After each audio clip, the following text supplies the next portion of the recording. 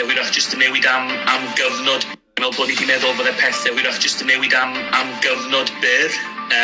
Felly mae'r ffaith bod ni yma rhyw 9 mis ar ôl dechrau'r argyfwng yn rhywbeth dwi'n meddwl bod ni'n disgwyl ar y pryd.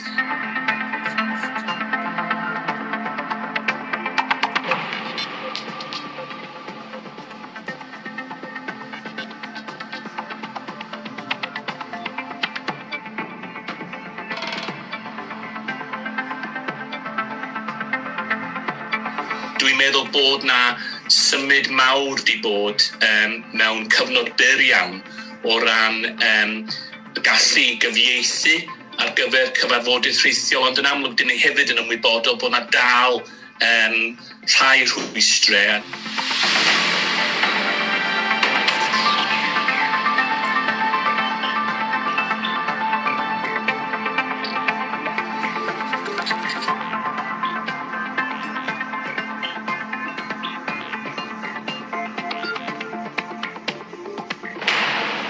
Dwi'n meddwl symud ymlaen, beth sy'n bwysig ydy bod ni yn sicrhau bod y Llywodraeth yn ystyried effaith y pandemig yma ar fudiadau, ond hefyd ar gymunedau, ac yn sicrhau hwyrach bod na ddim unrhyw fath o ystyriaeth yn cael ei roi i dynnu arian yn ôl megis, o achos hwyrach bod na ffyrdd rhatach o gyflawni rhai pethau.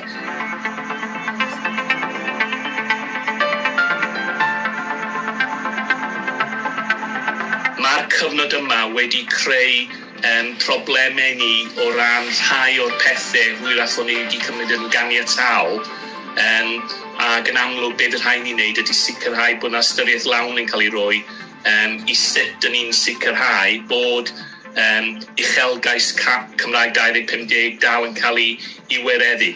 Mae'r Gymraeg wedi gwynebu anawsterau dros nifer o flynyddoedd, a dwi'n awyddus iawn bod ni yn mynd i'r afel efo rhai o'r heriau newydd yma, ond yn bendant mae 'na heriau o'r newydd, ond mae 'na bosibiliadau hefyd.